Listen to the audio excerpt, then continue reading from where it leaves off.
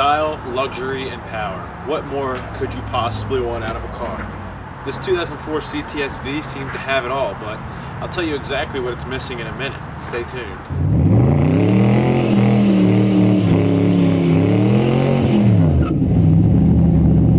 What's up, guys? Behind me is my brand used 2004 CTS-V. Now, if you watch the channel, you know I had a 2005 GTO before this. I had that for 2.5 years. Missed that car dearly. Unfortunately, it didn't end so well with that one. And behind me is the replacement. Now, the GTO, as you probably know, had an LS2 under the hood, which put out 400 horsepower from the factory and 400 foot-pounds of torque.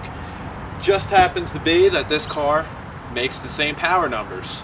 Now, the most common question I get is, which one do you like better? I mean, on the surface, the CTS-V and the GTO seem to be very similar cars, at least when you look at the first-gen CTS-V. After you get behind the wheel, they're completely different animals, and I'll tell you which one's for you. Alright, so what's a better place to start out than under the hood? As we pop the hood and take a look underneath, it looks like pretty much every other LS engine. Starting off with the intake, the LS6 is probably, as far as factory intakes go, one of the best for the LS series of engines. Now, the LS2 and the LS6 share the same heads, the 243s. They're generally regarded to be pretty good flowing heads. The cam in an LS6 is more aggressive than your average LS1 or LS2 cam. That's why you see a lot of guys actually buying the LS6 cam to swap into their other LS engines. So all in all, the LS6 might not be the biggest as far as displacement goes, but it may be one of the most efficient factory LS engines. Now, moving back a little bit, we're going to take a look at this car aesthetically. The CTS-V is fitted with 18-inch wheels. What you will notice is that you see a lot of CTS-Vs with the wheels that they come with from the factory. That's simply because the 6-lug pattern that Cadillac decided to go with on these wasn't such a great idea as far as aftermarket rim selection.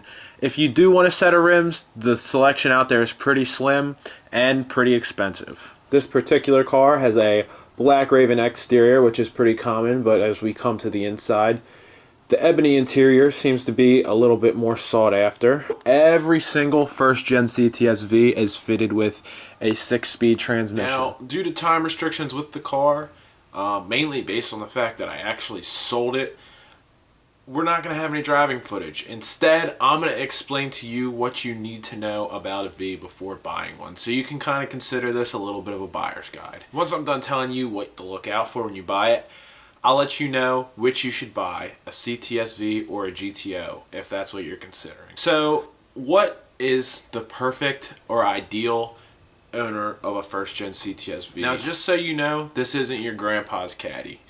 My V had the vanity tag Gramps because I thought it'd be kind of funny and ironic. The V is a kick-ass car, though, and it can definitely get away from you if you're not careful with it. Now, with that in mind, it's not easy to make a CTS-V go fast. So what does the ideal buyer look like? Ideal buyer is somebody who needs a nice car with a little bit of power that they're going to drive every day, or that doesn't mind cars staying in stock form. The CTS-V is really, really expensive to modify. First and foremost, 99% of first-gen CTS-V owners will tell you that they hate their rear end. When I was driving this car, I was kind of nervous to drive it at times because of stories I've heard about the rear end.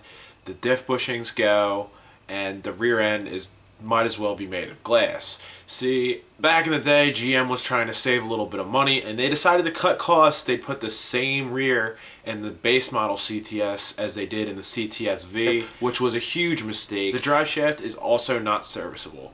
So if your drive shaft goes bad, what you're going to have to do is buy a completely new one. You cannot fix the old one. When you get back to the rear, everything behind that is just a mess. There's tons of wheel hop with the IRS. But if you really are just using it as a daily driver, it's not really that big of a deal to you. Other things that are known to go bad on this car are motor mounts, which may or may not have been bad on mine. The trans mount goes bad. Basically, every mount in the car and a lot of stuff like that goes bad. The LS6, definitely a strong motor. The T56, some people have gripes about those, but really in a car that makes 400 horsepower, it's plenty. People also complain about the shifter being sloppy. My particular car, the shifter wasn't sloppy. Whether or not it was aftermarket or it had freshened up bushings, I don't know. The car only had 60 some odd thousand miles on it. So it still was newer than a lot of other cars that I've driven. So everything I just told you should kind of point at where I'm going with this, as to if you're tossing up the idea of buying a CTS-V or a GTO. Because that is one dilemma that a lot of people who are into these kind of cars will have. Now here's what I'm going to tell you. Like I said before, the CTS-V is a daily driver, and the GTO has a little bit more potential to go fast. Here's what I'm going to tell you. If you want a car that's comfortable and you're going to drive every day and you just want everything in the car and you don't mind spending a bit of extra money maintaining it, pick up a CTS-V. The interior is a little bit above a GTO. While GTOs have nice interiors, the CTS-V is just a little bit upgraded. Now keep in mind that this was GM's flagship. This car is probably $60,000 new. The car does everything short of scratching your balls. 99% of them will have heated seats, navigation, sunroof, everything you want. The only thing about the interior that I don't like is that the back seat is very, very small for a four-door sedan. The thing about a CTS-V is everything costs a lot. The brakes, you have 14-inch rotors, which are expensive as hell to replace. Like I said, there's a lot of maintenance things you have to do, like mounts and bushings and stuff like that. If you're not beating it too hard, the rear should be fine, but it's an expensive car to maintain, and you should know that before buying it. On to the GTO. The GTO is more aimed at the essence of a sports touring car. I say it's a touring car because it's heavy.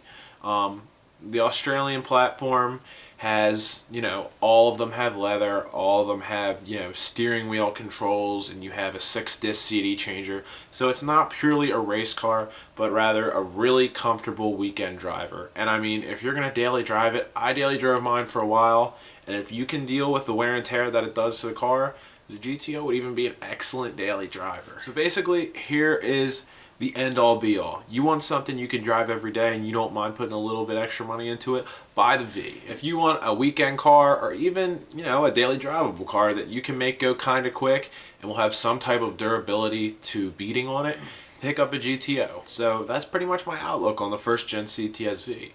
If you have any questions about the car or looking at buying one, feel free to ask me in the comments. I'll try and answer all of the questions as best I can. In the meantime, this is Big Clive 34. Go ahead and smack that subscribe button if you like this video. We do tons of other stuff just like it. Throw this video a like, and that's about it, guys. Thank you for watching.